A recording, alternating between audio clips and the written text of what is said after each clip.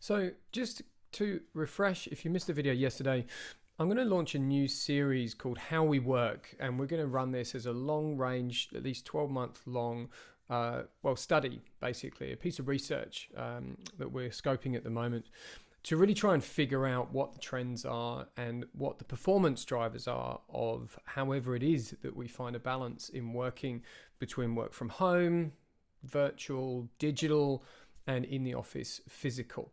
What is the right approach going to be, which is obviously going to vary company by company, organization by organization, but there will be trends.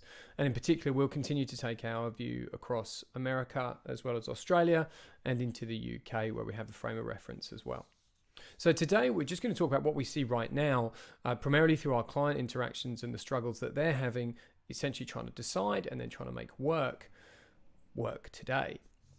So for the most part, our clients are in two groups, as I think is most of the world right now. You're either an essential service and have been deemed sort of open and accessible and have kept moving through the months of COVID lockdowns and restrictions, or you're not, and therefore you're in rampant sort of reinvention, evolution, and potentially survival mode.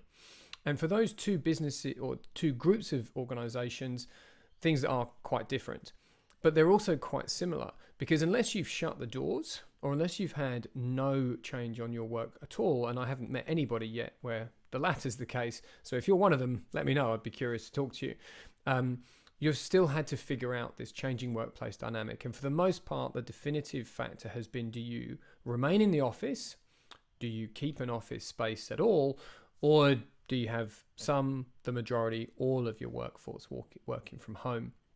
And in terms of the interactions that we've had, the majority of our clients have either shut their offices and gone to a completely work from home situation, or they've got around 20 to 30% of their workforce on site at any one time.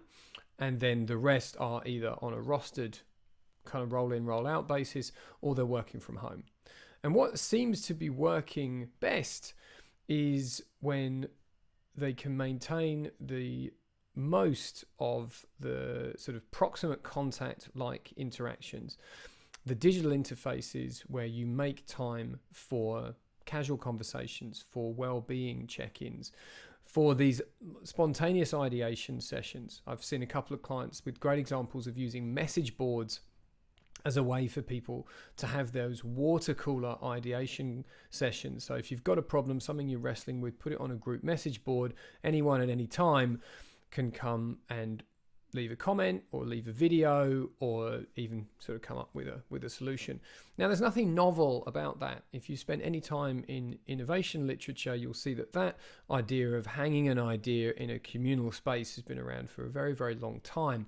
But for a lot of organizations, it is new, especially fully digitizing that process. And there are some trips and some stumbling blocks that we've been helping people to navigate with this. So if that's something you're struggling with, get in touch. We'd love to help you.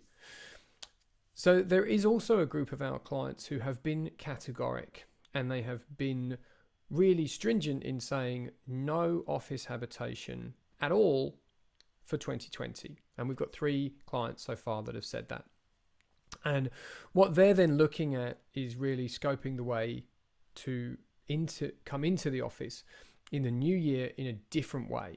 They're potentially looking at either a hybrid structure where they'll keep their existing space, but probably not all of it, and have a proportion of their workforce working from home for any given time, or they're going to move to a sort of a satellite structure where they're going to have, rather than one big hub, they're going to have lots of little offices, and then people are going to move and shuffle between them. And it's that latter mode that I personally think is going to be most successful for performance. And I'm going to talk and reference some research both around my own opinion and what I see empirically coming out as to why I think that might be the better way to go. So just very quickly, that's what we're seeing right now. I'd love to hear how that relates to you and whether you're in any way in a common situation with any of those groups that I've mentioned. Until tomorrow, when we'll talk about what we at 4i have been doing within our own team. If any of the ideas I've covered today have been of interest, you can find more of these messages at 4ileadership.com/insights or search Tim Collings on YouTube. And if you like, subscribe to get the daily broadcast in your YouTube feed.